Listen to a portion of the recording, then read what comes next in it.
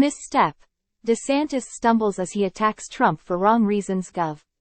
Ron DeSantis, with a campaign spending time in the single-digit territory due to an inability to act like a normal human being, has finally, and far too late, started to actually attack Donald Trump for his inability to either win, or, if he did win, being entirely inept in keeping the presidency.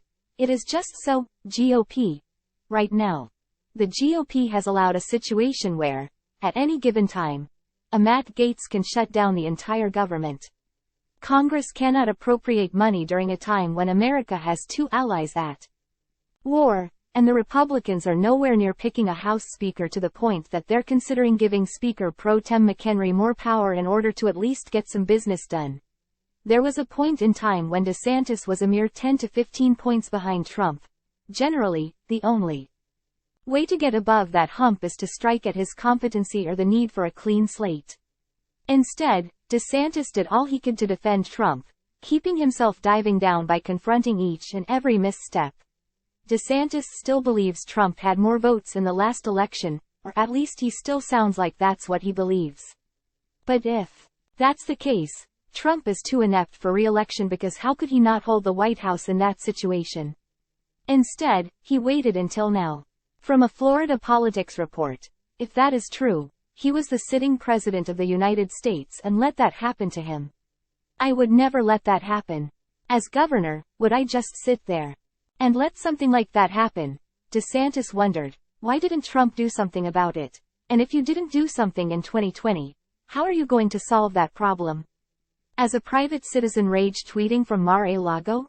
There's just no way. So I think it's an untenable position that he's taken. First of all, in typical GOP fashion, DeSantis isn't making a lot of sense, even if talking in front of a crowd of other Republicans. Trump filed over 60 lawsuits attempting to get a judge to hold up counting. He called governors. He called a Secretary of State. And ended up embroiled in a RICO case because of it. He called up alternate electors. He put so much pressure on Mike Pence that it must have been hell for both of them. And, of course, he ordered his army of MAGA loonies, the ones he knew to be armed, to the Capitol, yelling, "Hang Mike Pence." Exactly what more did DeSantis expect Trump to do? This is GOP 2023. DeSantis acknowledged that the people who voted for Biden were simply voting against Trump. Not entirely true. And so if that is the case, why is the GOP letting Trump be their candidate again? Time equals 400 Ms. Greater than McCarthy wanted to be speaker so badly that he made himself a lame duck from day one. The GOP bench to go against Trump seemed to be comprised of DeSantis alone until everyone met him. But DeSantis now decides it's time to mock Trump, but not by saying, "You just couldn't handle losing," and "The real reason you're mad at Netanyahu is that he called Biden fairly early and congratulated him." He could at least fake that he's tough, but nope.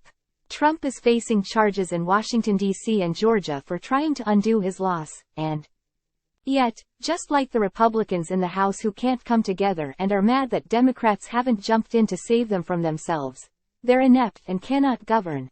When it came time to pass a fiscal year budget, we got 45 days, and 10 days of them have been used so far in a vain attempt to elect a speaker, and they appear no closer than the last time they elected a speaker.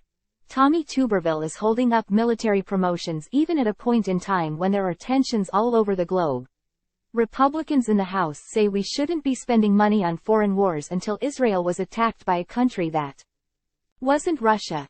Even the Republicans have been talking about their ineptitude and how they will lose their majority in the House. And that will go a long way in beating Trump. There is no conceivable way the Republicans will be entrusted to govern. The only real question is whether they will accept the losses that should be headed their way. Ron DeSantis doesn't think Trump should accept a loss. Trump doesn't seem to believe he needs to accept a loss. Scary times, and we have one scary party to confront. DeSantis deciding to mildly attack Trump for the first time, in a way that is almost impossible to understand, is just so symbolic right now.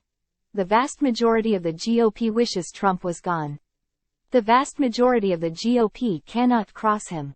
There is such a fine line to their majority that they are unable to do anything. Time equals 400 Ms. greater than amazingly. The one time the GOP went against Trump and passed the stopgap 45-day measure, showing some independence and some competence, it got the speaker fired. DeSantis's attack on Trump fits exactly where the party happens to be right now.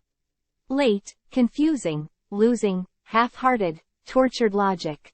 And all based on a fear of Trump. I can be reached at jasonmichiak@gmail.com and on Twitter at @jasonmichiak. Editor's note. This is an opinion piece reflecting the opinion of the author alone. Jason Michiak. Jason Michiak is an associate editor and opinion writer for Occupy Democrats.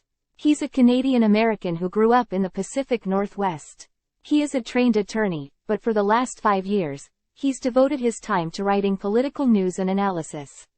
He enjoys life on the Gulf Coast as a single dad to a 15-year-old daughter. Hobbies include flower pots, cooking, and doing what his daughter tells him they're doing. Sign up to get all of my posts by email right here. Latest posts.